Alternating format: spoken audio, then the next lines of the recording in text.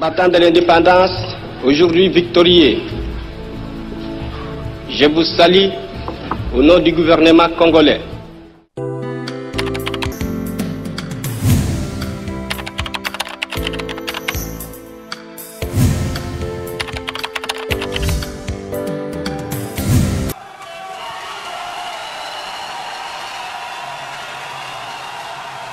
Voilà, le moment tant attendu est là. L'unique inscrit à l'ordre du jour a été adopté par l'ensemble de la plénière. Aucune voix contre, aucune voix abstention. L'ordre du jour adopté, le président de l'Assemblée nationale, qui est le président du Congrès, a demandé au chef d'État de s'adresser à la nation. Écoutons et suivons attentivement, très chers téléspectateurs, le message du garant de la nation, le message du garant du bon fonctionnement des institutions, le message du président de la République, le message du chef de l'État, Félix Antoine Tshisekedi Tshilombo, tout à l'heure, dans une salle électrisée, tout le monde est déterminé, et sous le regard des hommes de Dieu, sous le regard des chefs de mission diplomatique accrédités en République démocratique du Congo, sous le regard des honorables députés et sénateurs, sous le regard des membres du gouvernement, sous les regards des officiers des forces armées.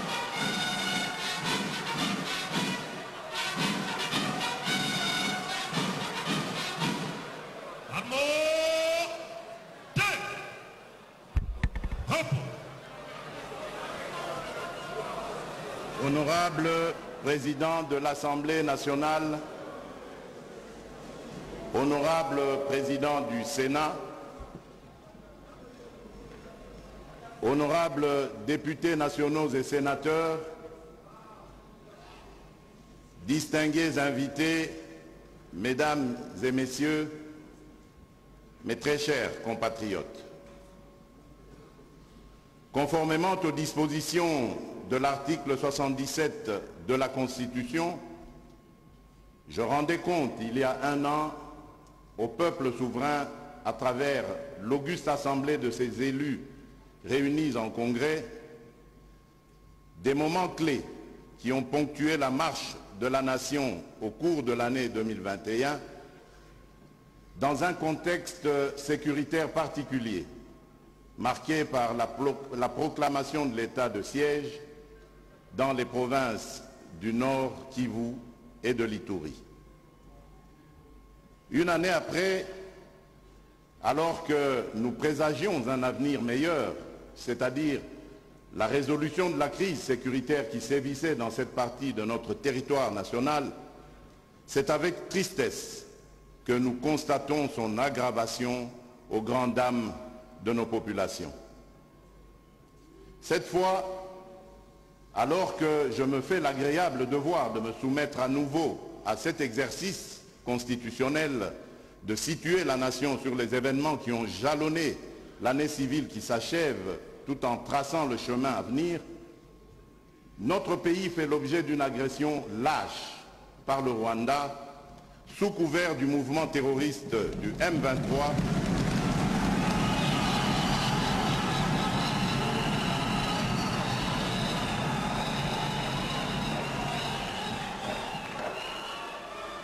avec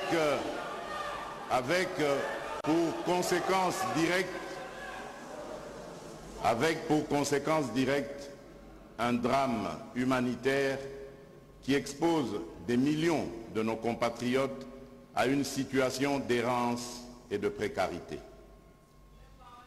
C'est donc dans ce contexte particulier, exigeant de nous responsabilité, solidarité et cohésion, que je rends un hommage appuyé à toutes celles et ceux de nos compatriotes qui nous ont quittés au cours de cette année. Il s'agit notamment de certains hommes, femmes et enfants lâchement assassinés à Kishiché, dans le nord Kivu, par les terroristes du M23 avec la complicité du Rwanda et d'autres compatriotes qui ont défendu et servi la patrie jusqu'au sacrifice suprême. En leur mémoire, je vous prie de bien vouloir vous lever afin d'observer ensemble un moment de recueillement.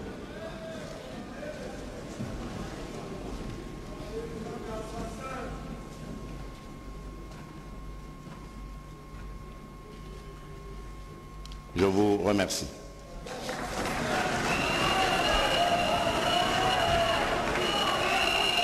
Honorables députés nationaux et sénateurs, mes très chers compatriotes, j'aimerais rendre compte des progrès enregistrés dans la réalisation de mes engagements contenus dans le programme d'action du gouvernement 2021-2023, dont l'objectif ultime est de concourir à l'avènement d'un État fort, prospère et solidaire autour des axes prioritaires y déclinés, entre autres, la restauration de la paix et de la sécurité, le renforcement de l'autorité de l'État, la relance de l'économie nationale, l'assainissement de la gestion des finances publiques, la lutte contre la corruption sous toutes ses formes, la protection de l'environnement, l'amélioration qualitative des conditions de vie des populations, la couverture santé universelle, la mise en œuvre de la gratuité de l'enseignement de base, l'autonomisation de la femme, ainsi que la promotion de l'entrepreneuriat des jeunes.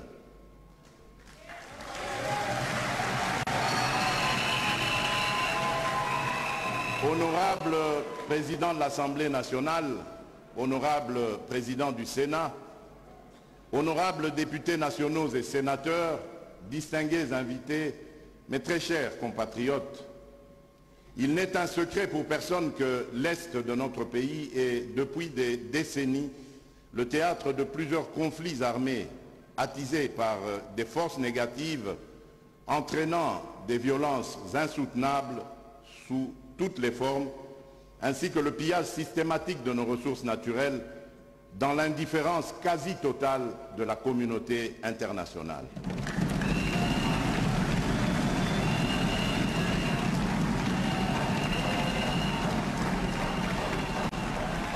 C'est dans ce contexte que j'ai proclamé le 3 mai 2021 l'état de siège dans les deux provinces du Nord Kivu et de l'Ituri, afin de vaincre définitivement cet état de fait qui met à mal nos efforts de développement. Cependant, alors que les résultats engendrés par l'état de siège se faisaient des plus encourageants, l'année 2022 a été le témoin de la résurgence des velléités expansionnistes du Rwanda sous couvert du M23. Face à cette agression, deux options étaient retenues, à savoir la résolution du conflit par la voie du dialogue ou, en cas d'échec, la riposte à la menace par l'action coordonnée de nos forces de défense et de sécurité.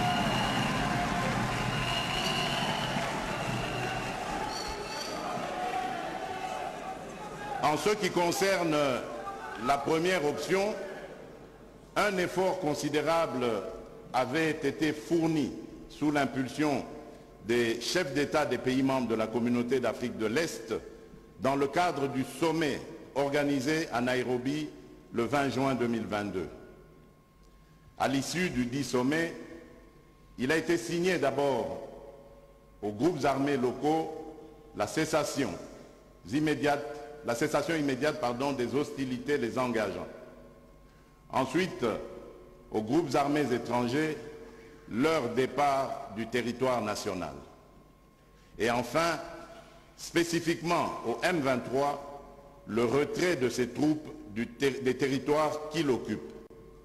Par ailleurs, une force régionale composée de troupes des États membres de la communauté d'Afrique de l'Est se déploierait dans la zone de conflit et procéderait au désarmement des groupes armés locaux et étrangers réfractaires. Je me dois de vous confirmer que les premiers contingents de cette force régionale ont foulé le sol congolais. Dans le même ordre d'idées, sous les bons offices du président angolais, son Excellence M. João Lourenço, médiateur désigné de l'Union africaine, avec l'appui de la Conférence internationale de la région des Grands Lacs, ainsi que des Nations Unies, une tripartite s'est tenue à Luanda le 6 juillet 2022. La feuille de route qui en est sortie préconisait primo la cessation des hostilités et le retrait du M23 des positions qu'il occupe. Secundo, la création d'un mécanisme ad hoc de vérification et d'observation entre la République démocratique du Congo et le Rwanda.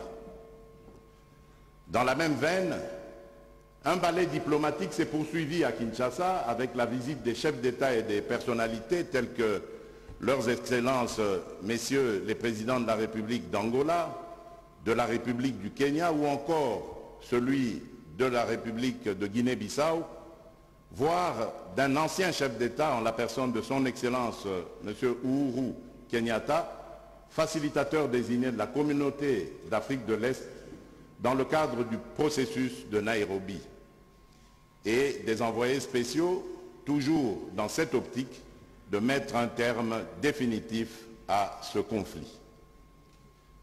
De fil en aiguille, d'autres voix se sont ajoutées à la nôtre, condamnant, dans les termes les plus forts, la poursuite de l'avancée sur terrain du dit mouvement terroriste, tout en exigeant non seulement la cessation immédiate des hostilités, mais aussi le retrait sans concession des territoires occupés par la coalition constituée par les forces de défense du Rwanda, les RDF, et le mouvement du 23 mars, le M23. À cet égard, j'ai pris acte de la position claire prise par les États-Unis d'Amérique ainsi que par les envoyés spéciaux du Royaume de Belgique, de la France et du Royaume-Uni près les Grands Lacs, par laquelle ils réaffirment leur attachement à la souveraineté et à l'intégrité territoriale des pays de la région des Grands Lacs. Aussi, je félicite notre Parlement qui, à travers la recommandation de l'Assemblée nationale du 8 novembre 2022, a déclaré le M23 groupe terroriste et interdit au gouvernement de procéder à l'intégration, au mixage et au brassage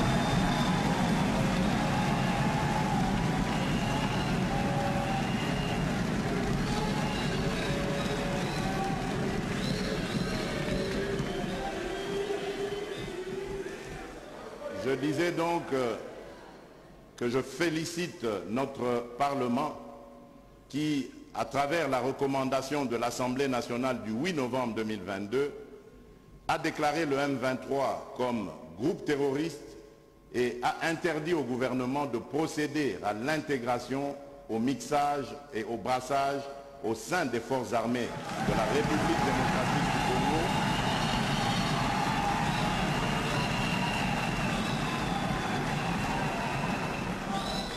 au sein des forces armées de la République démocratique du Congo, de la police nationale congolaise et de tout autre service de sécurité, des éléments issus des groupes armés qui se sont livrés à des violations massives des droits de l'homme au préjudice des populations congolaises.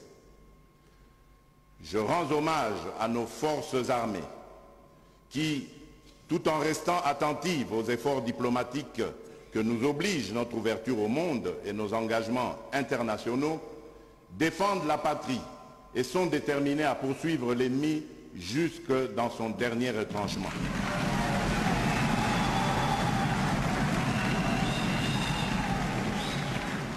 Honorables députés nationaux et sénateurs, chers compatriotes, face à la persistance des menaces contre la paix et la sécurité dans notre pays, j'ai, lors de mon adresse télévisée de novembre dernier à la Nation, galvanisé nos troupes et fait appel à la vigilance de notre population, particulièrement de notre jeunesse, en l'incitant à se faire enrôler massivement au sein de nos forces de défense et de sécurité. À cet effet, je ne saurais passer sous silence la réponse de la jeunesse à l'appel patriotique à défendre la patrie, dont j'ai pu mesurer avec fierté l'ampleur lors de ma visite d'inspection à la base militaire de Kitona le jeudi 8 décembre dernier.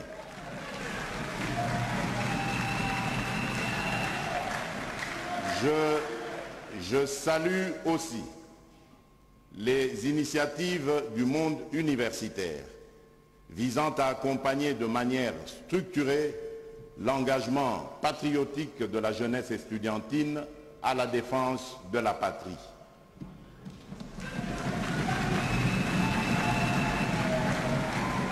Sur le plan militaire, je dois vous confirmer qu'avec professionnalisme et bravoure, nos vaillantes troupes des FARDC continuent de mener activement les combats sur le terrain. Je vous rassure que le gouvernement de la République ne ménage aucun effort pour apporter tout le soutien logistique et financier nécessaire aux différentes opérations de reconquête de ces espaces. À ce propos, la loi de programmation militaire promulguée cette année contribuera à la montée en puissance de nos forces armées à la hauteur des enjeux géostratégiques de notre pays. Je saisis cette opportunité pour remercier tous nos compatriotes pour le soutien qu'ils apportent à nos forces armées, notamment à travers les différentes marches organisées sur toute l'étendue du territoire national et les nombreux messages d'encouragement qui s'en sont suivis. Comme je l'ai toujours affirmé, je reste profondément convaincu que la préoccupation de tous les Congolais, en dépit de nos petites divergences d'approche politique, idéologique, religieuse, tribale et autres, demeure avant tout la préservation de l'intégrité de la nation congolaise.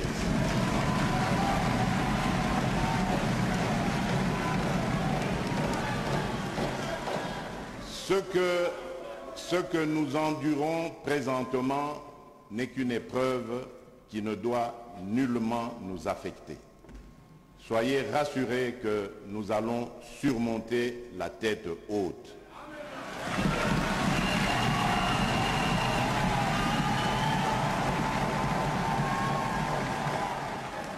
Honorables députés et sénateurs, mes très chers compatriotes, pour rappel, la proclamation de l'état de siège avait pour but d'endiguer ces menaces graves et de sécuriser les populations et leurs biens. À ce jour, ces prorogations s'inscrivent dans une perspective de consolidation des acquis des opérations militaires engagées et de la poursuite des actions d'envergure en vue de mettre fin au terrorisme et restaurer l'autorité de l'État dans les dites provinces. J'entends également réitérer ici que l'état de siège n'a pas vocation de s'éterniser. Certes, il impose à nos populations de consentir des sacrifices qui affectent leur mode de vie habituel, mais il demeure le cadre approprié et compatible avec la nature des opérations déployées pour mieux affronter les ennemis de la paix.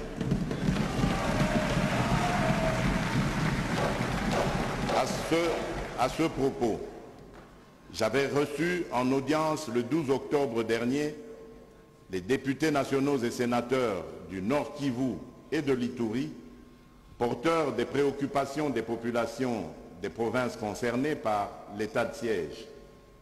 Cette rencontre avait consolidé l'idée d'une table ronde sur l'évaluation de l'état de siège dont les travaux du comité préparatoire se sont tous tenus récemment.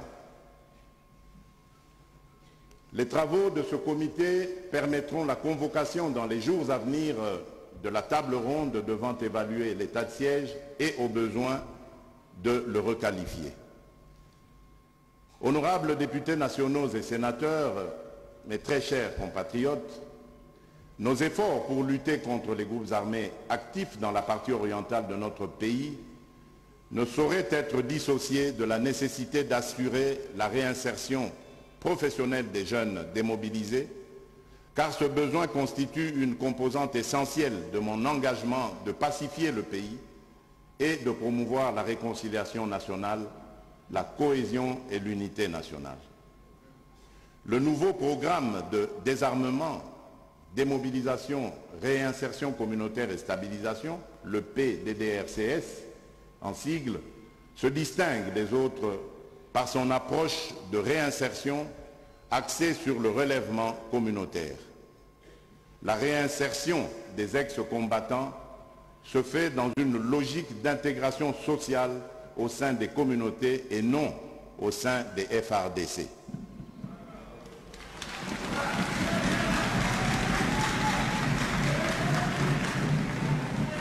Sa mise en œuvre suit son cours normal et a déjà enregistré certaines avancées significatives, notamment la validation de la stratégie nationale, la nomination et l'installation des coordinations provinciales du Nord Kivu, du Sud Kivu et de l'Ituri, et la démobilisation de 1470 hommes et 43 femmes dont la formation emploi est en phase de démarrage.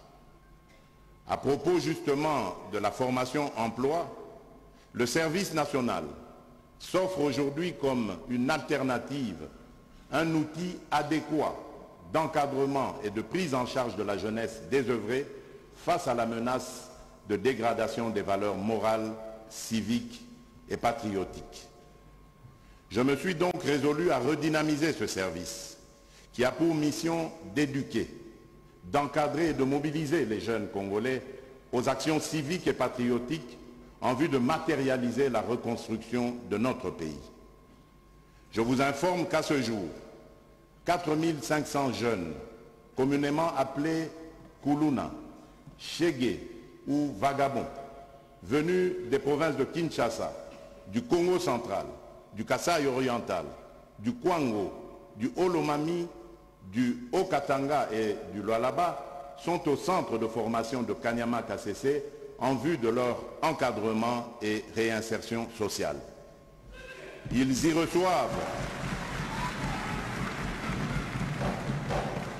reçoivent une formation paramilitaire et un encadrement civique et patriotique en vue d'une professionnalisation. Honorables députés et sénateurs, mes très chers compatriotes, d'aucuns se posent la question quant à l'organisation des prochaines élections. En réponse à cette préoccupation légitime, je tiens à préciser que pour consolider notre jeune démocratie encore fragile, le respect des cycles électoraux demeure une exigence.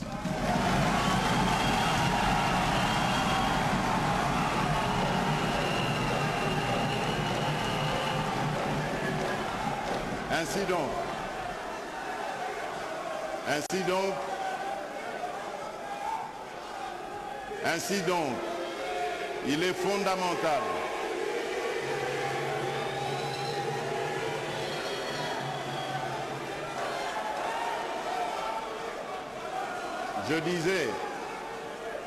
Je disais, d'aucuns se posent la question quant à l'organisation des prochaines élections. En réponse à cette préoccupation légitime, je tiens à préciser que pour consolider notre jeune démocratie encore fragile, le respect des cycles électoraux demeure une exigence.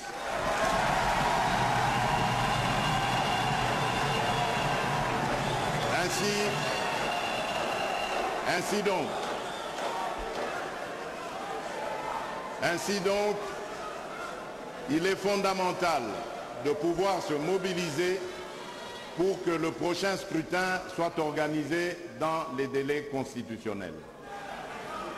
Au cours de mon discours sur l'état de la nation de décembre 2021, j'avais attiré votre attention sur les préalables pour la tenue des prochaines élections. Je m'étais solennellement engagé et j'avais sollicité l'engagement de tous pour des élections que nous voulons inclusives, transparentes et crédibles. Je suis donc heureux et confiant d'affirmer ce jour que l'année 2023 sera essentiellement électorale.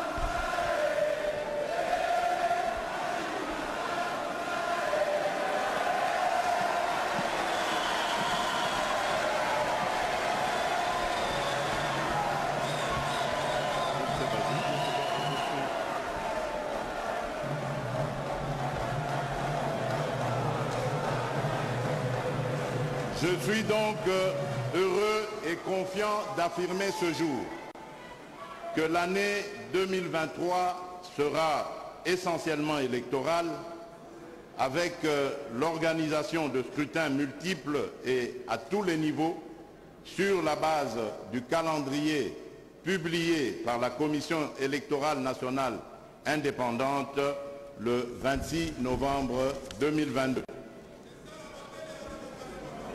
Selon le calendrier, les opérations d'identification et d'enrôlement des électeurs vont débuter ce 24 décembre dans la première des 3 aires opérationnelles et se poursuivront à travers le territoire national. Par ailleurs, le même calendrier établit la perspective de l'organisation des élections locales en République démocratique du Congo pour la toute première fois depuis son histoire.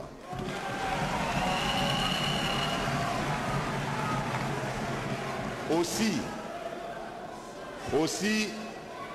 convient-il de signaler que par souci d'inclusion, la Commission électorale nationale indépendante s'est résolue d'identifier et d'enrôler nos compatriotes de la diaspora dans 5 pays choisis en guise d'expérience pilote.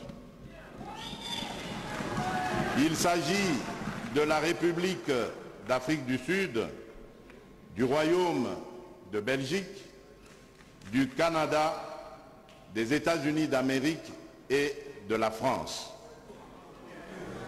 C'est ici le lieu de lancer un appel pressant et patriotique à toutes les filles et à tous les fils de notre pays répondant aux exigences légales et civiques de se mobiliser et de se faire enrôler massivement selon le chronogramme établi par la CENI, conditions d'exercice de leur droit de vote. Face aux multiples enjeux qu'occasionne le processus électoral en cours, j'ai instruit le gouvernement à accompagner la Commission électorale nationale indépendante et à ne ménager aucun effort relatif à la mise à sa disposition des ressources nécessaires à la réussite de ces opérations.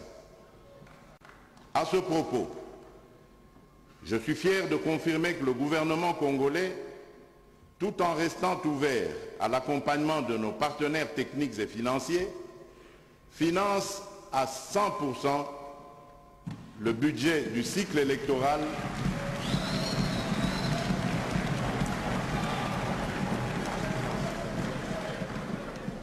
Je disais donc que je suis fier de confirmer que le gouvernement congolais, tout en restant ouvert à l'accompagnement de nos partenaires techniques et financiers, finance à 100% le budget du cycle électoral en cours, suivant le plan de décaissement convenu avec la CENI. Je lance un appel solennel à tout notre peuple et à toutes les parties prenantes pour s'impliquer de manière active, positive et constructive dans ce processus électoral. Honorables députés et sénateurs, mes très chers compatriotes, les élections voulues de tous ne peuvent se tenir aisément que dans un climat de paix sociale et de pacification des esprits. Or, on constate depuis peu l'apparition de conflits intercommunautaires dans certaines de nos provinces. Après la province du Haut-Katanga où la cohabitation entre communautés katangaises et kassayennes posait problème, le Mai-Ndombe est à ce jour en proie à une vive tension entre les communautés Téké et Yaka. Les violences qui en découlent ne sont plus circonscrites dans le seul territoire de Kwamut. Elles s'étendent vers d'autres zones des provinces du Kwilu, du Kwango, ou même dans la périphérie de Kinshasa, où sont installés des membres des deux communautés Yaka et Téké. Dans les provinces du Haut et du Bas-Ouélé, la migration pastorale des Mbororo constitue un autre facteur de crise et de perturbation sociale, allant jusqu'à laisser courir le risque d'une éventuelle implosion. Le Congo central n'est pas non plus en reste.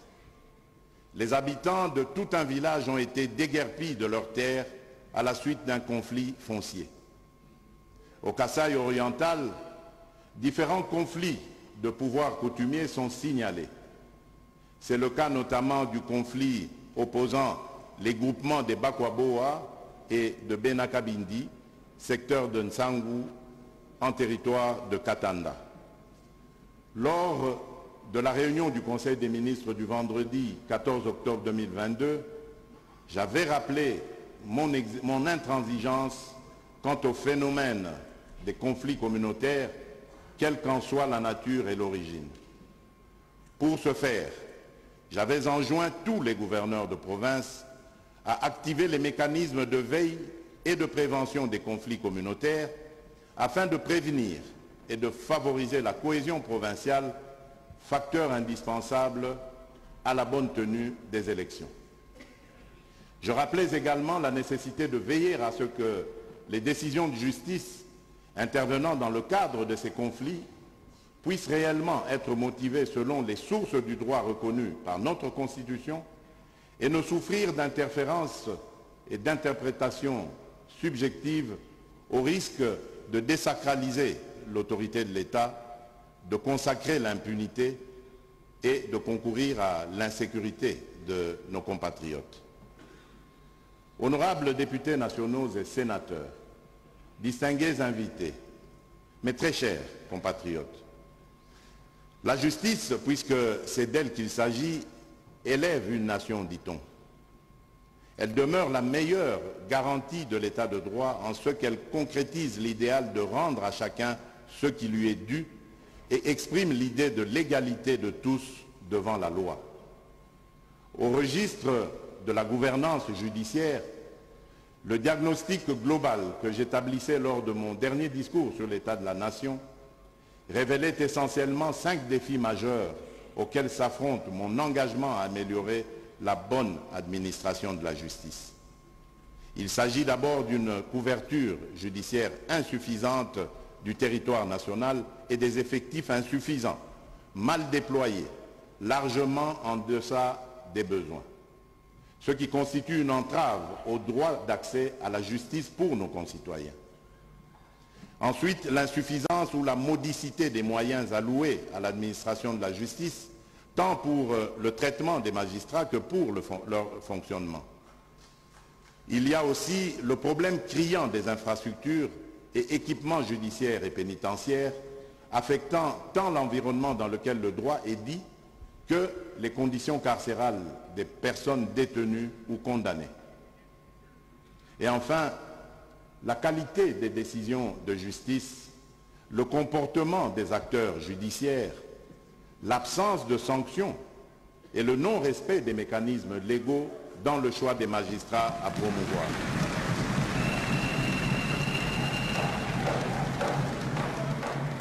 Pour y remédier, je me suis engagé à apporter des réponses idoines à titre de thérapie à ces maux qui rongent la gouvernance de notre justice. 5000 magistrats ont été recrutés et seront affectés au cours des exercices budgétaires de 2023 et 2024 en raison de 2500 chaque année. À ceci s'ajoute la réhabilitation de près de 300 magistrats injustement révoqués. Cette seule action aura pour effet de tripler les effectifs actuels des magistrats et permettre ainsi une couverture suffisante de la cartographie judiciaire. Il est donc important que le Conseil supérieur de la magistrature veille à une répartition équilibrée lors des affectations des magistrats, en évitant la politique actuelle visant à concentrer certains magistrats dans les ressorts des villes au détriment des milieux ruraux. C'est aussi une question de justice. C'est aussi une question de justice et d'équité dans la gestion de la carrière. En outre, un accent particulier doit être mis sur les conditions de travail, dont les rémunérations des magistrats, afin de réussir cette réforme. J'invite donc l'Assemblée nationale et le Sénat à y veiller dans le cadre du vote de la loi des finances. Dans le même ordre d'idées, la formation continue et la spécialisation des magistrats devraient être encouragées et soutenues afin de doter notre justice d'acteurs outillés. Pour ce qui est de l'environnement judiciaire et pénitentiaire, j'invite le gouvernement, dans le cadre du budget d'investissement, à travailler pour doter les institutions judiciaires et pénitentiaires des infrastructures appropriées. J'encourage aussi le gouvernement et le Conseil supérieur de la magistrature de travailler à mobiliser les partenariats publics-privés en vue de doter le pouvoir judiciaire d'infrastructures adéquates.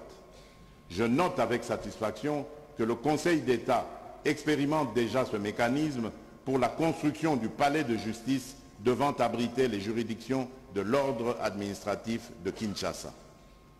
J'encourage le Premier ministre à faire aboutir les discussions en cours au regard des conclusions de la commission qu'il a mise en place et à conduire ce processus à sa maturité en prenant en compte les derniers éléments de l'évolution du dossier. Mon cabinet y apportera son concours afin que, dans un bref délai, les ministères concernés par ces discussions formalisent ce partenariat. Quant à la qualité des décisions de justice, cause de l'érosion et de la confiance entre la justice et notre peuple, j'insiste d'une part sur le renforcement de la sanction contre les magistrats véreux qui n'ont ni vocation ni conviction pour l'idéal de la justice.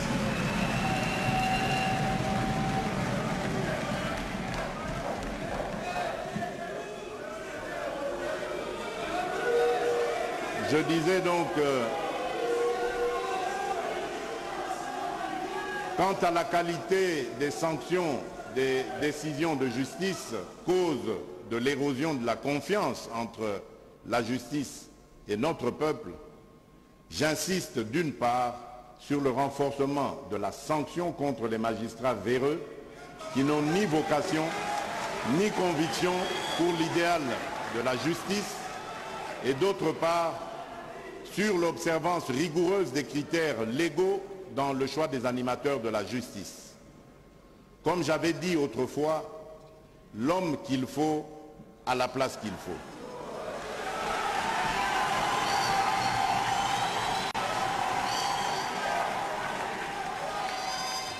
Une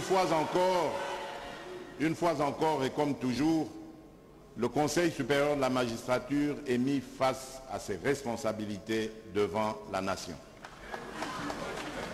Avec les avancées significatives dans la mise en œuvre du processus de justice transitionnelle en République démocratique du Congo, j'encourage le Parlement à finaliser le processus du vote de la loi fixant les principes fondamentaux relatifs à la protection et à la réparation des victimes de violences sexuelles liées au conflit et des victimes des crimes contre la paix et la sécurité de l'humanité. Ceci afin d'offrir à notre pays un cadre juridique historique qui, pour une fois, s'intéresse à la situation des victimes et non des bourreaux, et partant, stop avec le cycle de violence et d'impunité souvent décrié. Cette initiative, portée par la Première Dame, que je félicite,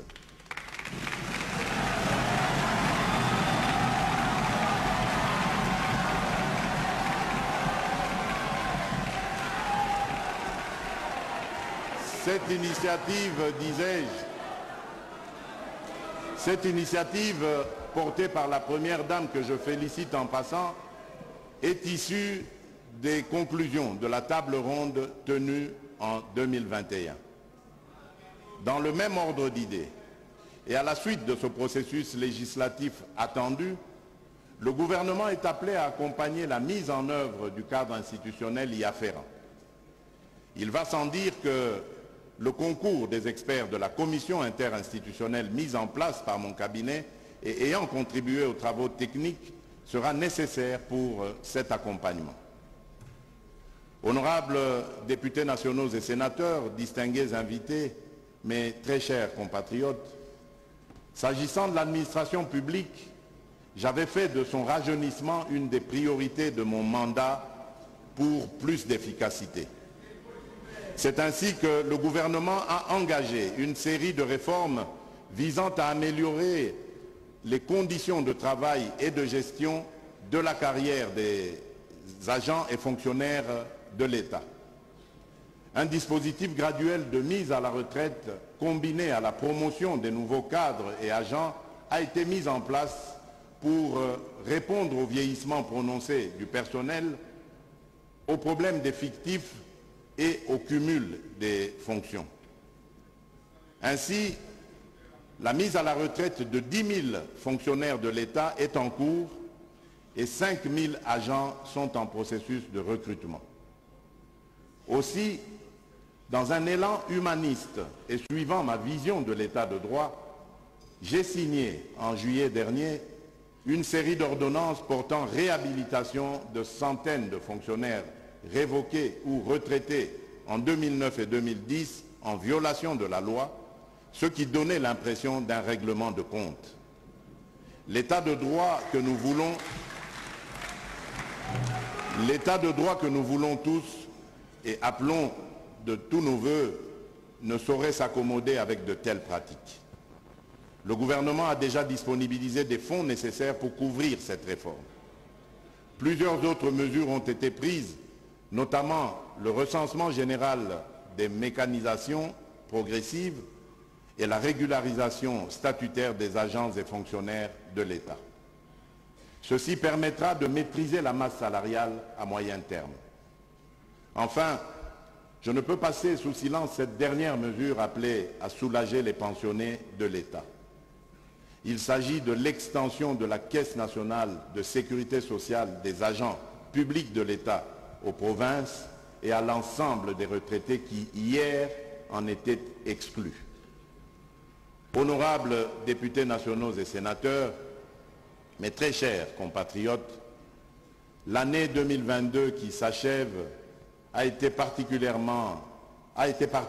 plutôt sur le plan diplomatique. Par sa position géostratégique, sa biodiversité, ses ressources naturelles, notamment hydrauliques et minières, au cœur de l'Afrique, notre pays se doit de jouer un rôle majeur dans la marche du monde en général et dans celle de l'Afrique en particulier. Pour relever ce défi, plusieurs actions visant à régénérer notre politique extérieure et à restaurer notre leadership naturel ont été menées. La 12e conférence diplomatique tenue à Kinshasa en février de cette année a été l'occasion de donner corps à ma vision du leadership de la République démocratique du Congo. Elle a permis non seulement de repenser les axes prioritaires de notre diplomatie, mais aussi de projeter l'amélioration des conditions de vie et de travail de nos missions diplomatiques.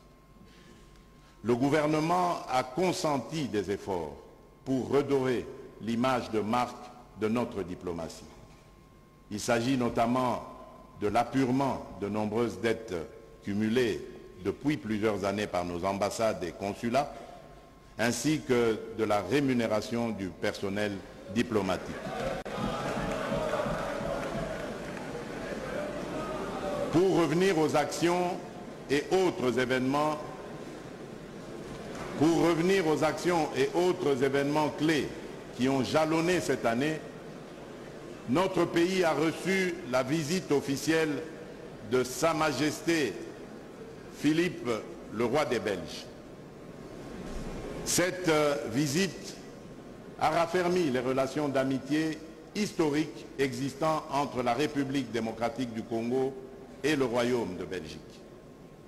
Toujours dans le cadre de l'amélioration des relations belgo-congolaises, il va de soi de rappeler la restitution à notre pays de la dépouille mortelle du Premier ministre du Congo, j'ai cité Patrice Emery Lumumba. Ceci a permis à sa famille biologique et à la nation tout entière de lever ce long et interminable deuil qu'elle portait, suivant nos coutumes bantoues. En marge de ses obsèques, la République a honoré 2 de ses compagnons d'infortune, à savoir Maurice Mpolo et Joseph Okito, en les admettant dans l'ordre national Héros nationaux Kabila Lumumba. C'est dans ce même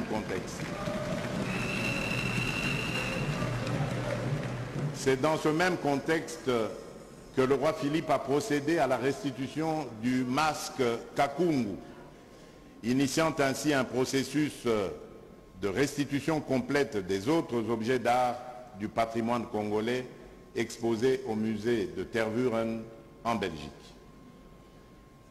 Dans la même dynamique, la visite officielle du souverain pontife, le pape François, initialement prévue pour cette année, reste d'actualité. Honorables députés nationaux et sénateurs, distingués invités, chers compatriotes, toujours sur le plan diplomatique, je vous rappelle que c'est avec honneur et fierté que la République démocratique du Congo a eu à exercer, à travers ma personne, de février 2021 à février 2022, la présidence de l'Union africaine. Les actions marquantes de cette mandature sont notamment la mise en œuvre de l'accord sur la zone libre-échange continentale,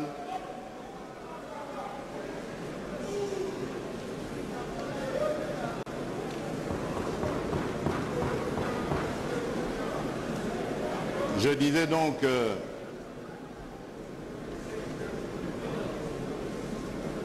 que la présidence de l'Union africaine avait été exercée de février 2021 à février 2022 et les actions marquantes de cette mandature sont notamment la mise en œuvre de l'accord sur la zone de libre-échange continentale africaine, la ZLECAf en sigle, ainsi que l'organisation à Kinshasa de la première conférence sur la masculinité positive ayant débouché sur la déclaration de Kinshasa à l'issue de laquelle mes pairs de l'Union africaine m'ont fait l'honneur de me désigner champion de la masculinité positive.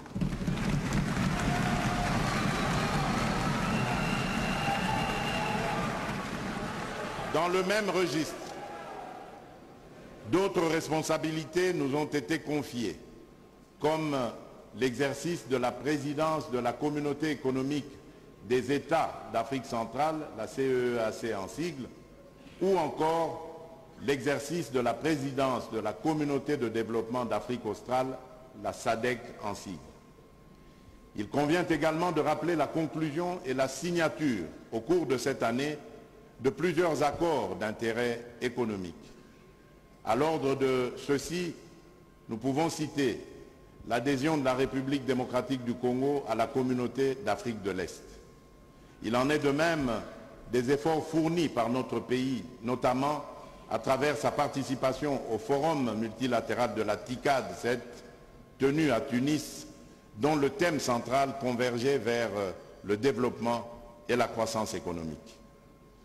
Toujours dans ce chapitre de la coopération, notre pays se voit doté d'un atout économique important grâce à la tenue à Kinshasa du 42e sommet des chefs d'État et de gouvernement de la SADC, sommet qui, au passage, a été une grande réussite et au cours duquel plusieurs décisions ont été prises, dont la plus importante pour la République démocratique du Congo et celle qui, en général, devra permettre à la communauté sous-régionale de booster son industrialisation. Dans le même ordre d'idées, je tiens à signaler la bonne coopération jusqu'ici entretenue par notre pays avec tous ses partenaires internationaux dans le cadre de la lutte commune menée contre les effets néfastes du changement climatique, notamment à travers le mécanisme compensatoire. Après la 26e conférence sur les changements climatiques tenue à Glasgow l'année dernière, la République démocratique du Congo a eu l'honneur d'être retenue pour organiser, en collaboration avec la République arabe d'Égypte et en partenariat avec les États du bassin du Congo, les travaux préparatoires de la 27e session de la conférence des parties à la Convention cadre des Nations Unies sur les changements climatiques, appelée Précop 27.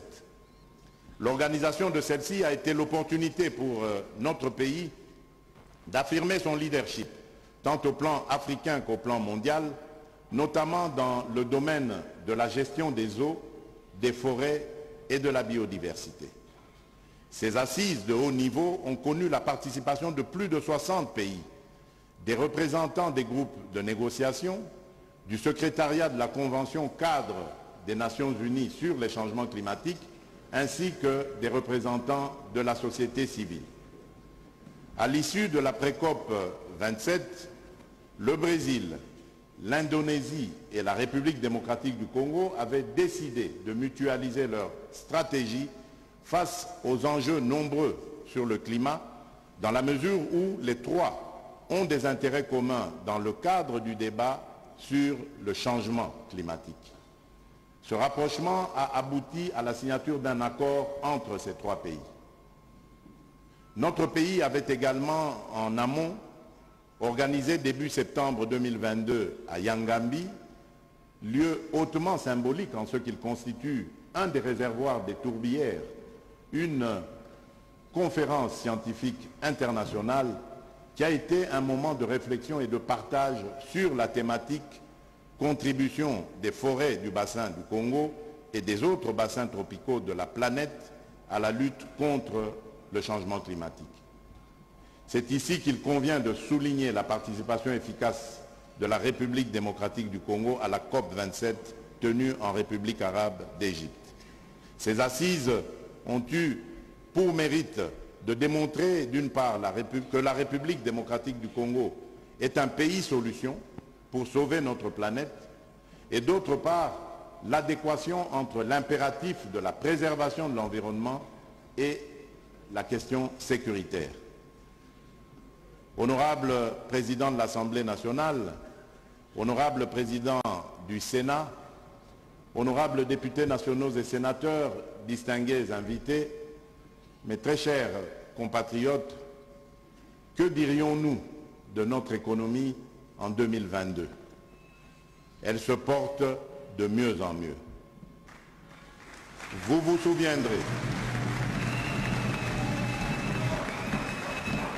souviendrez que les indicateurs économiques affichaient déjà l'an passé une reprise de la croissance après la pandémie de Covid-19 qui avait conduit à un ralentissement de l'activité économique.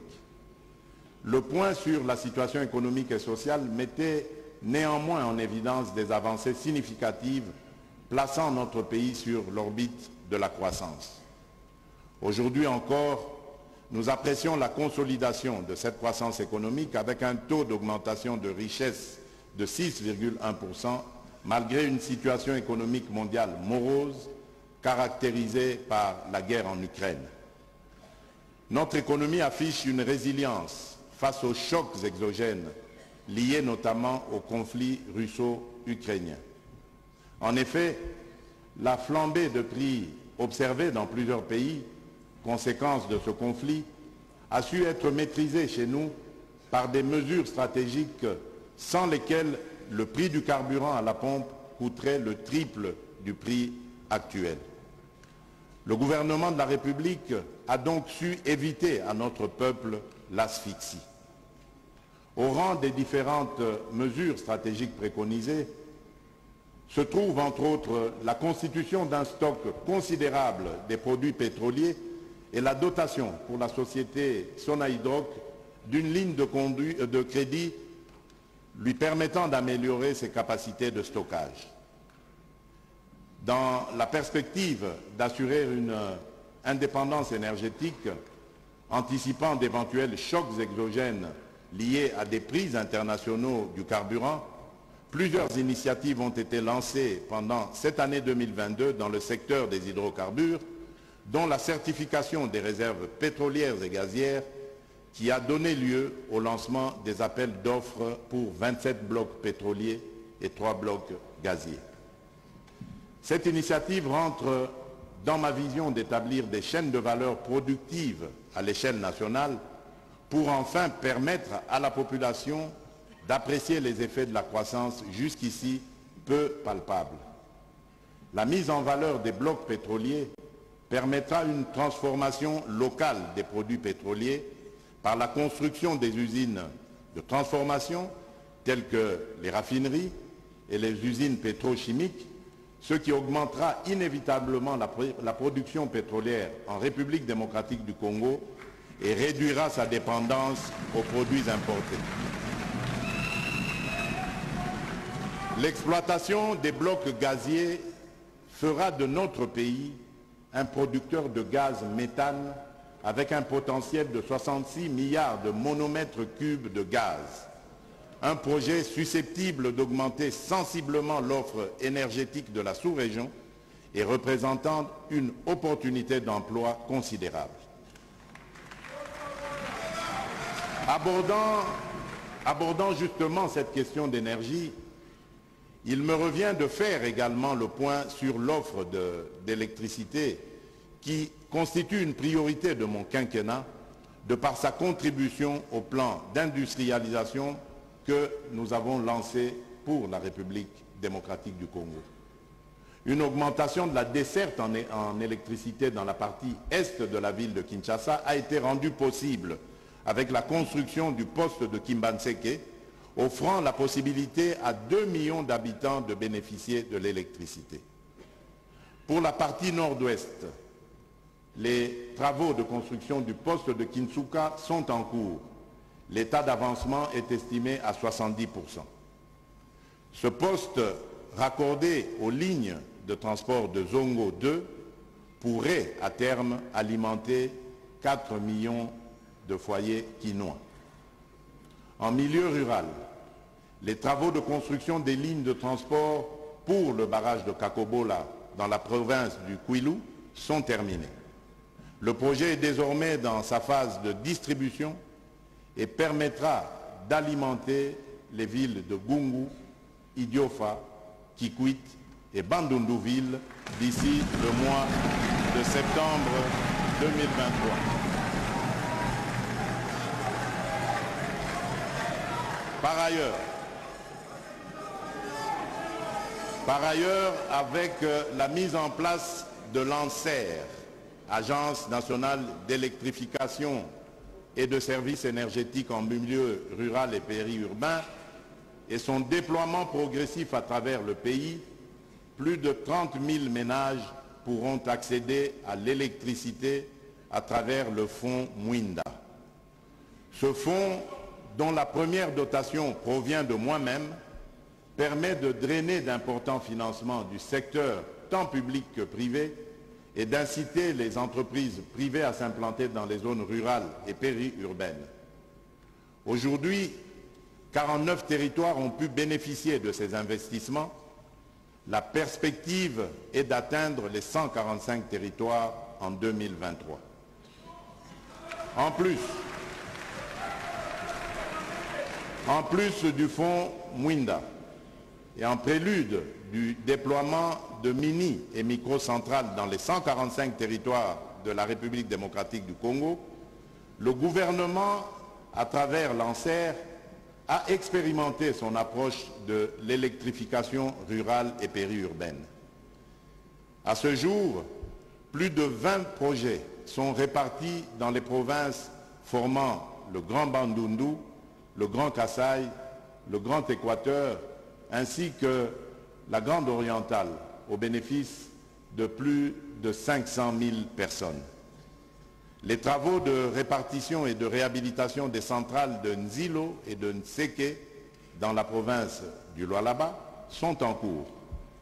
Les travaux d'avancement à ce stade, le taux d'avancement à ce stade est estimé à 80%. Mwadigusha, dans le Haut-Katanga, tourne déjà à plein régime. La centrale de Boussanga, quant à elle, avec sa capacité de 240 MW, est déjà opérationnelle. Sa mise en service permet de répondre efficacement aux besoins des miniers.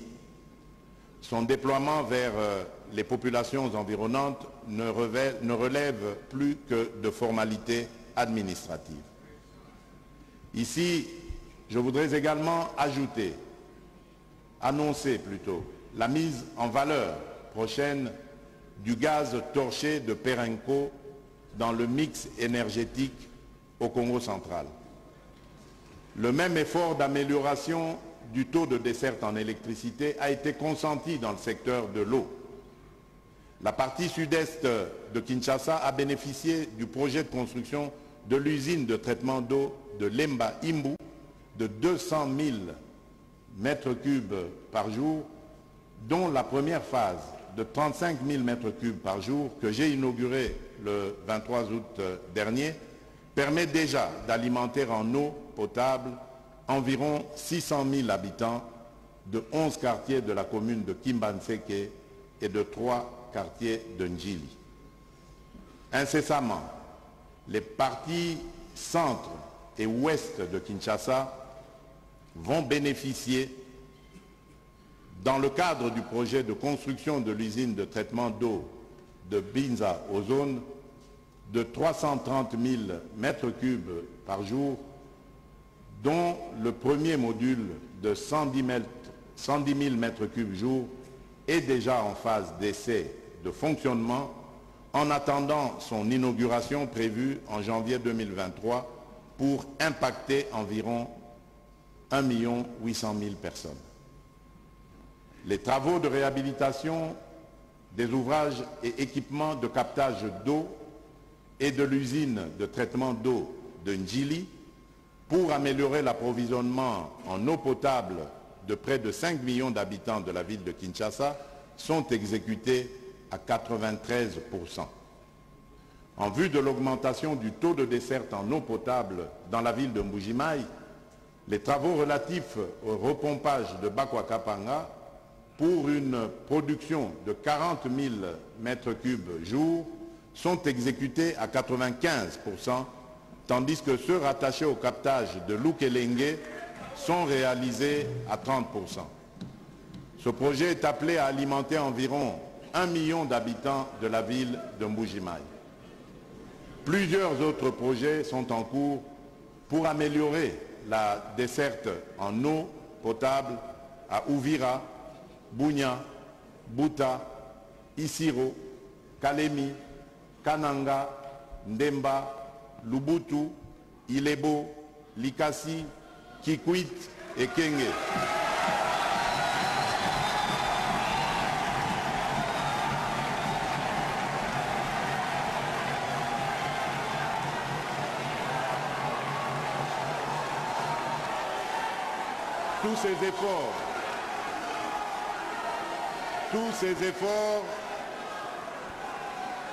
Tous ces efforts exigent une mobilisation des ressources tant internes qu'externes.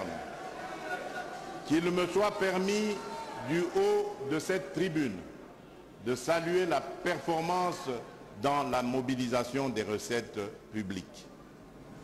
Le troisième trimestre s'achève avec une performance significative en termes de recettes publiques, qui a permis l'augmentation des dépenses d'investissement sur fonds propres de l'ordre de 0,2% du PIB, soit près de 20% de réalisation de l'année. Cette performance est le fruit de la mise en œuvre du pacte de stabilité entre le gouvernement et la Banque centrale du Congo, entamé depuis 2020 en vue d'une bonne coordination de la politique budgétaire et monétaire. Ainsi, malgré des tensions inflationnistes observées au niveau du marché des biens et services, du fait que l'économie congolaise soit frappée par une inflation largement importée, notamment via les prix internationaux des produits alimentaires et des carburants, la parité franc-congolais-dollar américain est restée globalement stable. Le franc congolais s'est seulement déprécié de 0,6% en 2022, ce qui témoigne de la résilience de notre économie face au choc. Il serait souhaitable de maintenir et de renforcer cette dynamique. Ce pacte de stabilité entre le gouvernement et la Banque centrale du Congo a rendu possible le rapatriement de 60% des recettes minières conformément au code minier tel que révisé en 2018. Grâce aux achats de devises de la Banque centrale du Congo, lorsque les conditions le permettaient, les réserves internationales brutes de la Banque centrale ont augmenté pour atteindre 4,1 milliards de dollars à la fin du mois de septembre 2022, équivalent à 2,1 mois d'importation, un niveau que notre pays n'avait jamais atteint auparavant.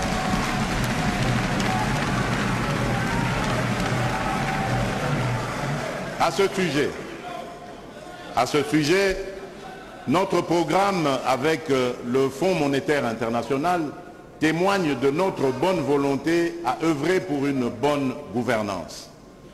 Ce programme a 6 revues.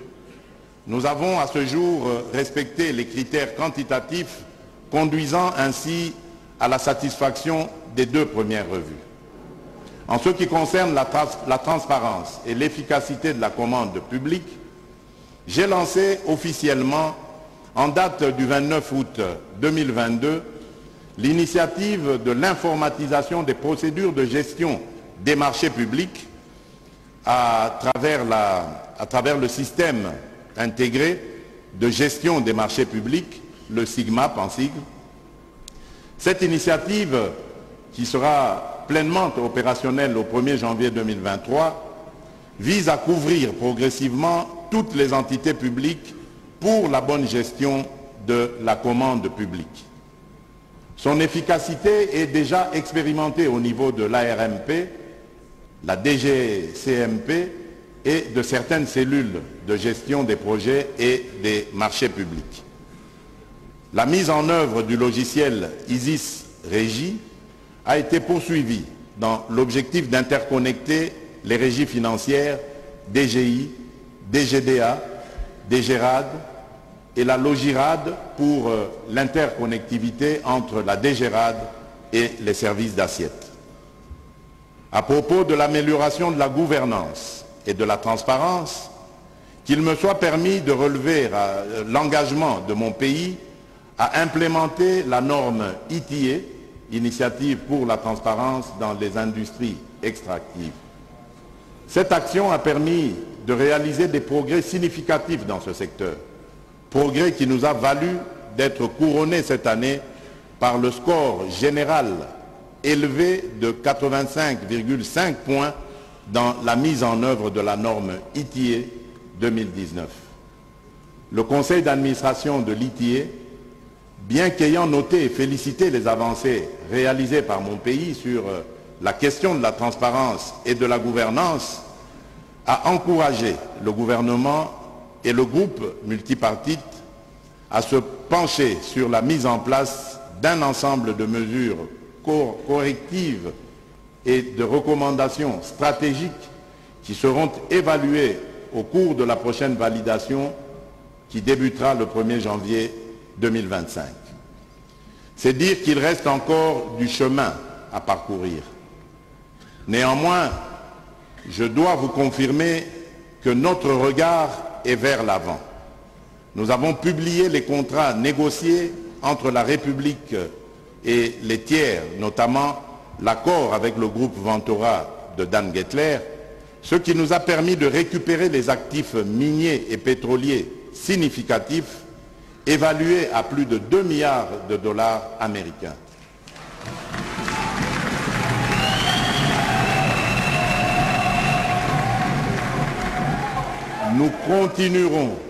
Nous continuerons à publier tous les nouveaux contrats en conformité avec les dispositions du Code minier et les exigences de la norme ITA, y compris les contrats renégociés. En vue de l'amélioration du climat des affaires, le gouvernement a poursuivi l'élan des réformes sectorielles visant à assainir de façon continue l'environnement économique du pays. Pour plus de performances dans ce secteur, un tableau numérique de suivi-évaluation des réformes climat des affaires a été mis en place et permet en temps réel de réaliser l'état de mise en œuvre des assignations et réformes arrêtées dans la feuille de route. Aussi, en vue de renforcer le dialogue public-privé et d'effectuer une meilleure orientation des réformes compatibles avec les préoccupations réelles des opérateurs économiques, j'ai initié un baromètre national sur le climat des affaires dont le premier rapport est attendu au premier trimestre de l'année 2023. En ce qui concerne la lutte contre la corruption et les crimes économiques, je me suis engagé depuis mon investiture à renforcer en amont les mécanismes de vérification, de contrôle et de surveillance dans les secteurs enclins à la corruption avec le concours accru de la Cour des comptes, de l'Inspection générale des finances et de la CNRF. Une task force de lutte contre la corruption est en cours d'implémentation par l'APLC, l'IGF et la CNRF en vue de créer une synergie dans la réalisation de cette mission commune. Des efforts doivent être fournis pour faire aboutir le processus d'adoption de la loi sur le blanchiment des capitaux et financement du terrorisme, sans oublier l'étude nationale des risques de blanchiment des capitaux et financement du terrorisme. Tenant compte de notre potentiel et du rôle que nous pouvons jouer dans la transition énergétique avec nos minerais stratégiques que sont le cobalt, le cuivre, le lithium, le manganèse, le nickel et le graphite, cette année 2022 a été l'occasion d'affirmer notre positionnement sur la chaîne de valeur des industries extractives avec la signature d'un accord de coopération avec la République de Zambie relatif à la mise en place d'une chaîne de valeur dans le secteur des batteries électriques et des énergies propres. Dans les prochains jours, il sera mis en place le Conseil de la batterie, une structure technique censée suivre et évaluer la matérialisation de nos engagements mutuels dans le cadre de l'exécution de ce projet ambitieux de la chaîne de valeur compétitive des batteries électriques en République démocratique du Congo. Il a été doté d'un lotissement important d'une superficie de 2000 hectares dénommée Zone économique spéciale dans le territoire de Kipushi pour abriter les entreprises à sélectionner dans le cadre du projet relatif à la construction des composantes des batteries électriques. Comme je vous l'avais promis, des réalisations à plusieurs niveaux deviennent de plus en plus visibles. C'est le cas de la construction du port en eau profonde de Banana, toutes les mesures suspensives étant levées. J'ai eu l'occasion de visiter le site le jeudi dernier et de constater l'évolution des travaux. La réhabilitation et la modernisation du tronçon Kinshasa-Matadi-Boma-Mwanda, l'élargissement de la voie urbaine de Kolwezi, la modernisation du tronçon Lubumbashi-Kasumbalesa, Lubumbashi-Likasi, Likasi-Pont-Lualaba, les travaux de prolongement de la piste de Kalemi, etc.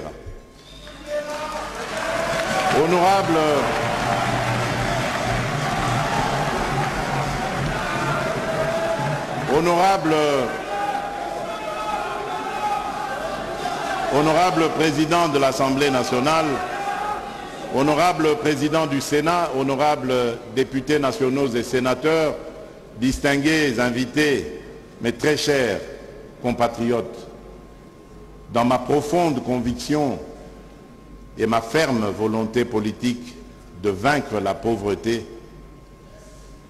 celle longtemps créée et entretenue dans notre pays, comme tant d'autres, je me demande comment la République démocratique du Congo, gracieusement nantie dans la diversité de ses richesses, pouvait se retrouver à la tête du peloton des pays pauvres.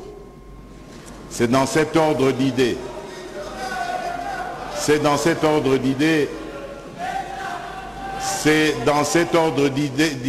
disais-je, que j'ai initié le programme de développement local des 145 territoires, PDL 145T en sigle, qui vise à réduire dans notre pays les inégalités spatiales, à redynamiser les économies locales et à améliorer les conditions et le cadre de vie de nos concitoyens. Le coût total de ce programme, réparti sur 3 exercices budgétaires, est estimé à 1,6 milliard de dollars américains à financer sur ressources propres de la République démocratique du Congo, mais aussi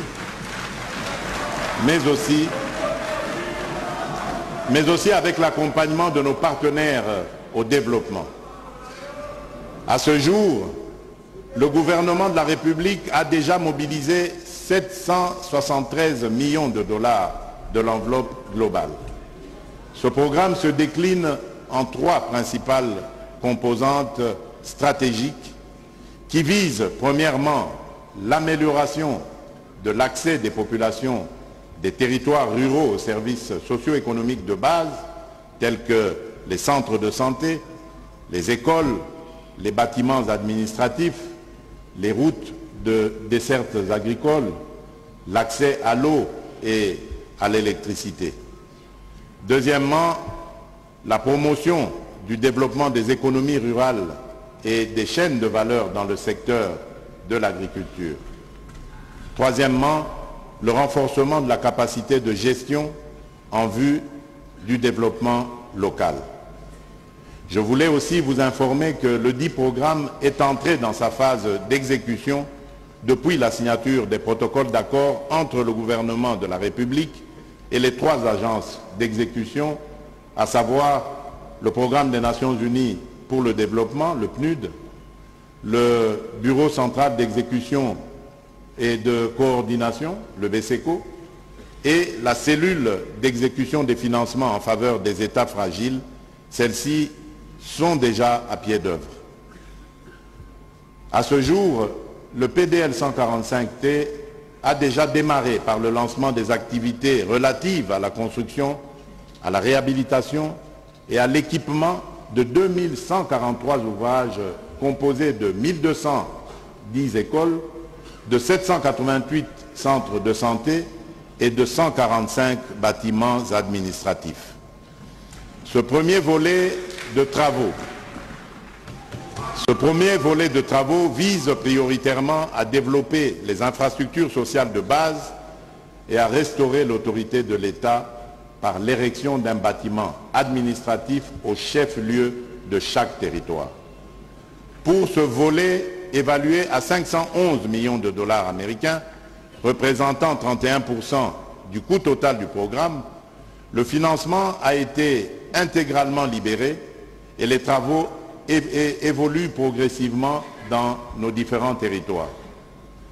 Le gouvernement a également transféré aux agences d'exécution une enveloppe de 12 millions de dollars américains pour la réalisation des études de faisabilité dans la réhabilitation subséquente des routes de desserte agricole. Aussitôt ces études finalisées, il mettra à la disposition des agences 250 millions de dollars américains pour couvrir l'entretien et la réhabilitation de 38 000 km de routes de desserte agricole. Honorables députés et sénateurs, distingués invités, mes très chers compatriotes, en ces temps de crise céréalière qui frappe le monde du fait de la guerre russo-ukrainienne, le pain à base de manioc produit sur notre territoire national pourra nourrir nos populations. C'est là un exemple concret de la revanche du sol sur le sous-sol que j'ai toujours préconisé, et ce, dans le cadre de l'agenda de transformation agricole du Congo-Kinshasa, ATA RDC, soutenu par l'Institut international d'agriculture tropicale, l'IITA. Par ailleurs, en dehors des stratégies et des politiques sectorielles définies à l'issue des assises des États généraux de l'agriculture, le plan national d'industrialisation récemment validé par le gouvernement de la République prend en compte la problématique de la diversification de l'économie par le développement des chaînes de valeur des filières agricoles à travers les bassins de production. Plusieurs modèles agroéconomiques sont dès lors développés et actuellement en cours. On peut citer notamment le Programme national de développement agricole, PNDA, le Programme volontaire agricole, PVA, la plateforme agro-industrielle de Lukula, PAIL, et le projet d'appui à la relance et la réhabilitation du secteur agricole, PARRSA. Honorables députés nationaux et sénateurs, distingués invités, mes très chers compatriotes, dès 2050, la République démocratique du Congo pourra atteindre le chiffre de 200 millions d'habitants et 30 millions rien que pour l'agglomération de Kinshasa.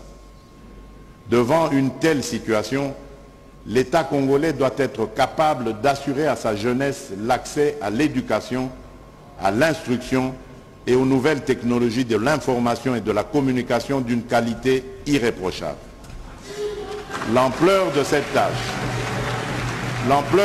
tâche est à ce jour réelle et d'une importance cruciale. Bien que consacrée dans la Constitution de notre pays à l'article 43, alinéa 5, la gratuité de l'enseignement primaire n'avait jamais été effective. Dès mon accession au pouvoir en janvier 2019, j'ai fait de la gratuité de l'enseignement primaire une politique phare devenue opérationnelle à partir de septembre 2019.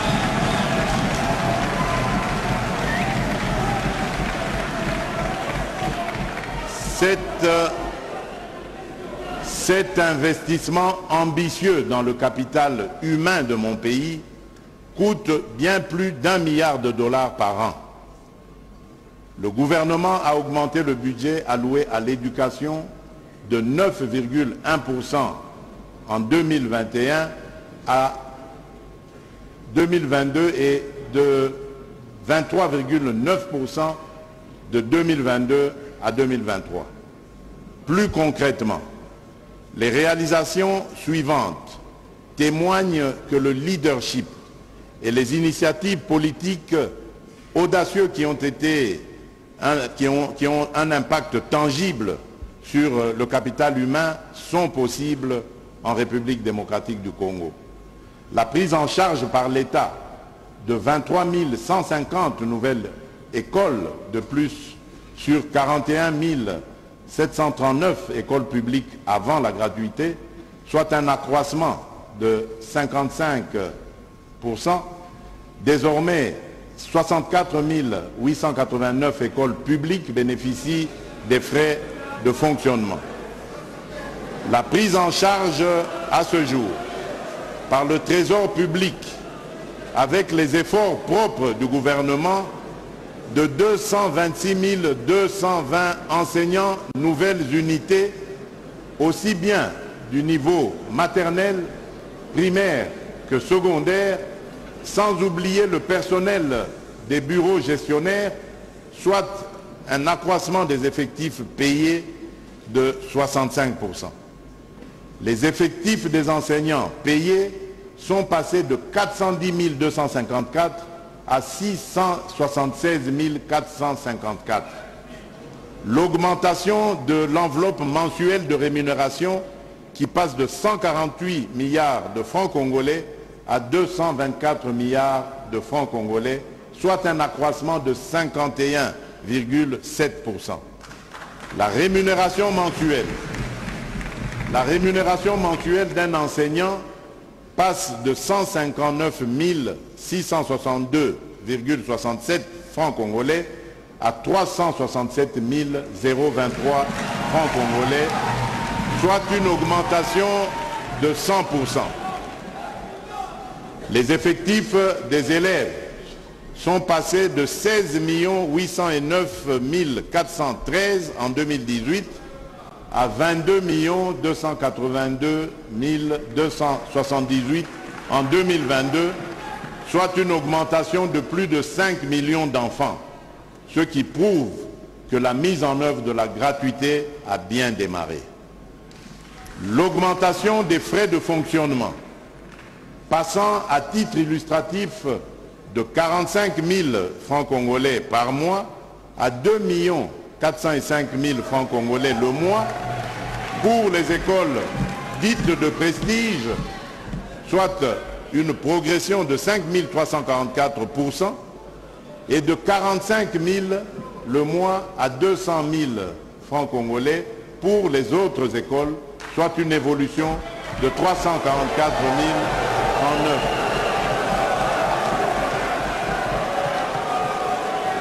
39 487 écoles et bureaux gestionnaires ont bénéficié du réajustement des frais de fonctionnement. L'allocation de la prime de gratuité et la prime de bourse aux enseignants des villes et des territoires. La mécanisation de 68 185 nouvelles unités prévues en 2023 est en cours de réalisation. Honorable Président de l'Assemblée nationale, honorable Président du Sénat, honorables députés et sénateurs, distingués invités, mes très chers compatriotes, une gouvernance améliorée de la santé publique est un des éléments essentiels pour réaliser le rêve d'un système de santé efficace et efficient. Malgré quelques améliorations, les prestations de soins et de services de santé connaissent les problèmes récurrents, à savoir une faible couverture sanitaire, une faible qualité de soins et de services offerts, une faible résilience des structures de santé face aux urgences humanitaires, une faible utilisation des soins et services disponibles et une faible recevabilité publique des services de santé. On retiendra en outre que 124 zones de santé sur 516, soit 24%, ne disposent pas d'un hôpital général de référence. Le secteur de la santé connaît un déficit en infrastructures et équipements répondant aux normes de construction. Sur les 8504 aires de santé planifiées en République démocratique du Congo, 238, soit près de 28%, ne disposent pas d'un centre de santé. Et sur 8266 centres de santé répertoriés, seuls 1006 sont construits en matériaux durables, soit 12%. C'est compte tenu de ces impératifs d'amélioration de notre système de santé que j'ai fait de la couverture santé universelle un engagement phare de mon mandat. L'opérationnalisation est effective depuis janvier 2022.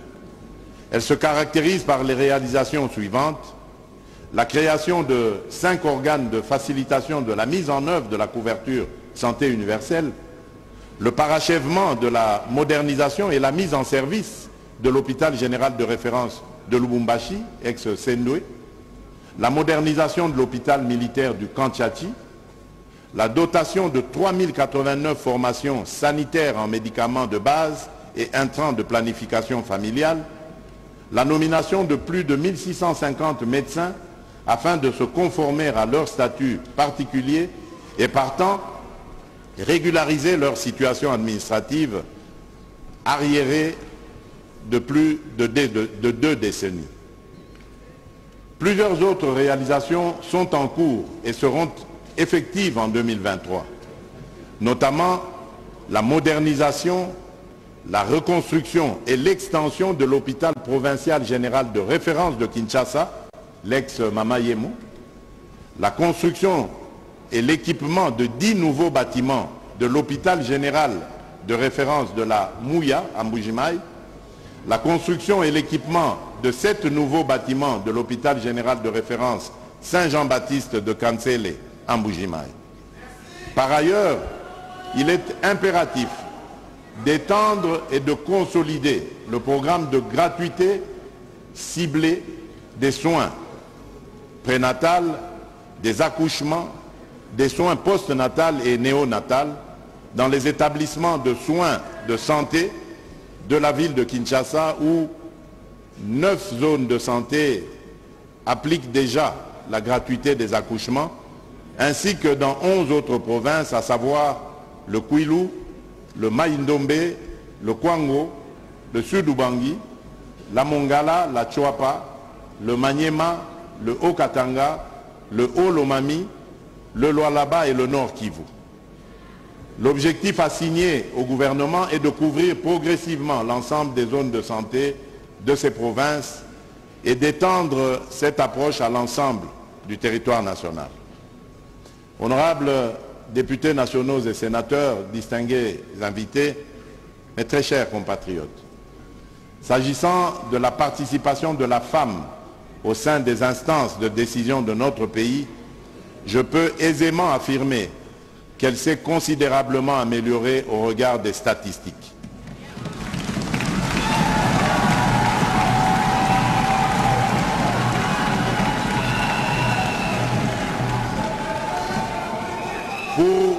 Pour la première fois, une femme a été nommée gouverneure de la Banque centrale du Congo.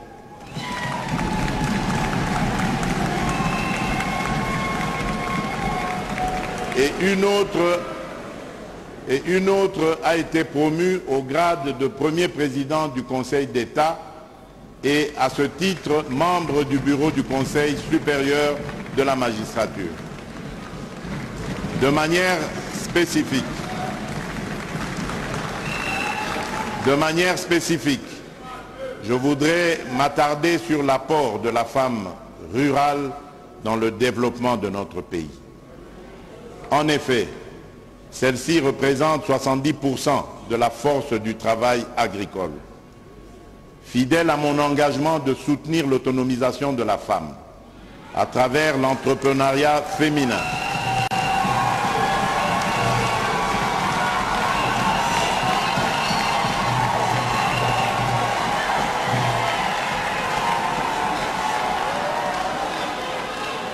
fidèle à mon engagement de soutenir l'autonomisation de la femme à travers l'entrepreneuriat féminin, je n'ai pas hésité à encourager la femme maraîchère qui, par son travail, est à même de contribuer à la production agricole ainsi qu'à la transformation locale.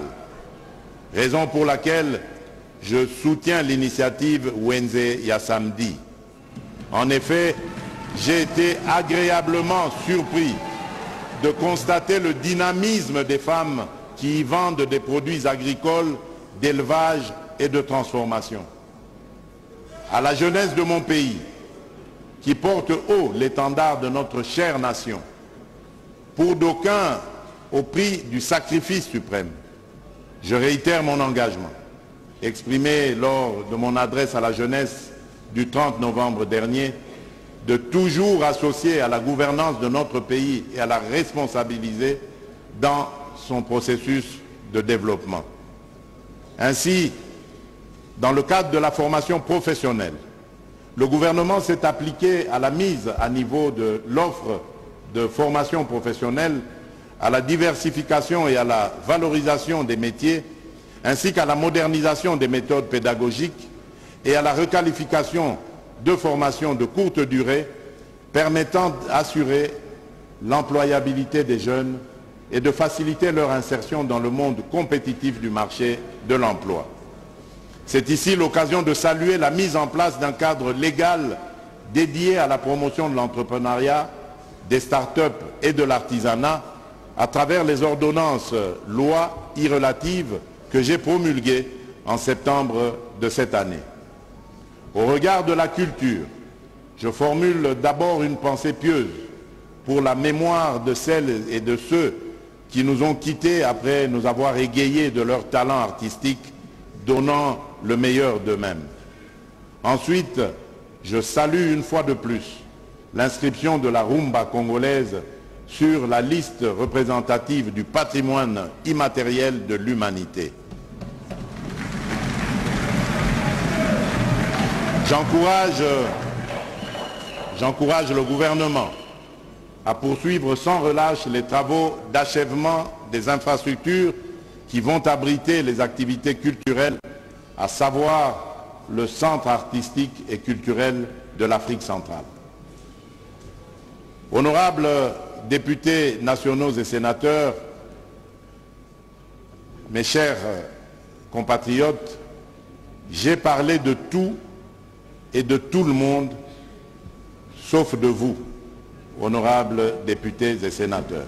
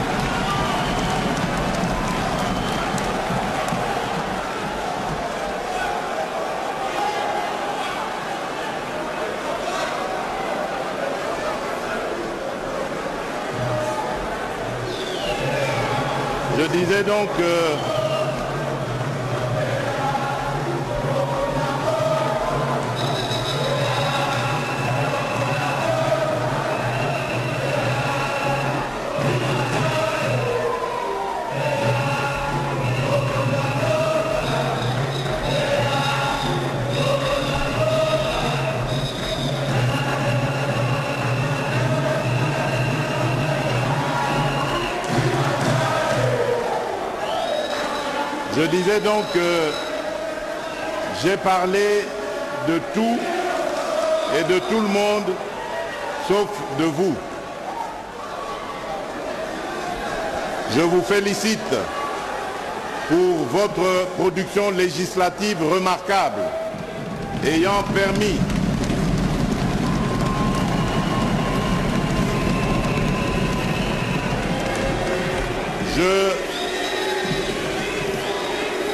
Je vous félicite pour votre production législative remarquable, ayant permis de doter notre pays, au courant de l'année qui s'achève, de cadres normatifs essentiels à la marche de la nation, notamment la loi électorale, la sécurité sociale, l'entrepreneuriat des jeunes, la programmation militaire, la protection et promotion des droits des peuples autochtones, la protection des personnes vivantes avec handicap, ainsi que l'autorisation de ratification de certains traités importants.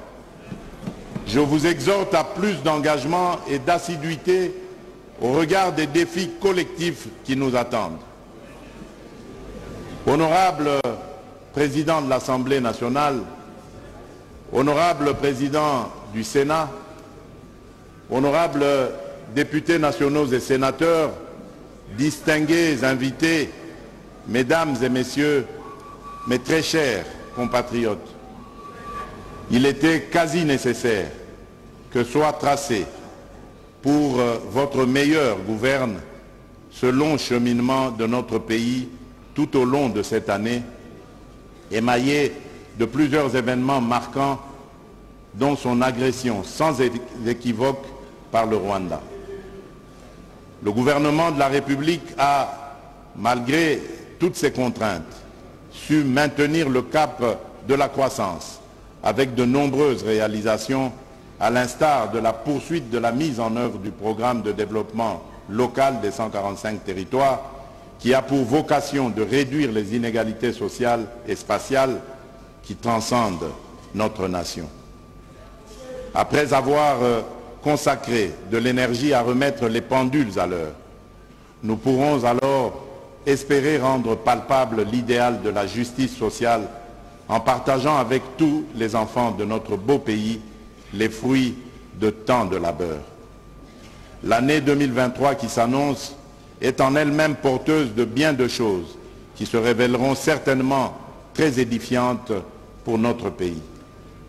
Il sera surtout question de colmater plusieurs brèches et d'incruster le cœur de tous à travers nos 26 provinces ce sens élevé du patriotisme et de l'amour de la nation pour consolider efficacement la grande œuvre de sa reconstruction. Je reste convaincu qu'en ce moment où certains paradigmes sont en train de changer fondamentalement dans la perception du monde, il sied de réunir toutes les intelligences de notre nation dans une cohésion réelle en vue d'une riposte appropriée à ce défi sécuritaire et enfin jeter les jalons d'un Congo émergent. Je ne pourrai terminer mon propos sans vous exhorter à concourir à l'éclosion d'un citoyen nouveau, vertueux et mu par l'excellence pour bâtir un Congo nouveau, digne et prospère. Que Dieu bénisse la République démocratique du Congo. Je vous remercie.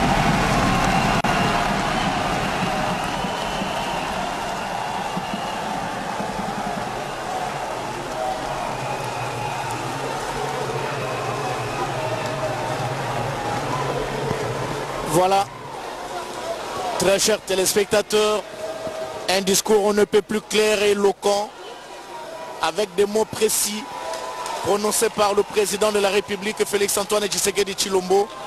Aucun secteur de la vie nationale n'a été épargné dans ce discours. Les efforts fournis, les difficultés rencontrées, et le chef de l'État est allé même au-delà, en avançant des chiffres dans chaque secteur, dans chaque réalisation. Ça, il faut être Tshisekedi. Et pour le faire, discours ponctué, des tonnerres d'applaudissements à tout moment. Excellence, Monsieur le Président de la République, nous demandons à l'assistance de s'asseoir, s'il vous plaît. Merci.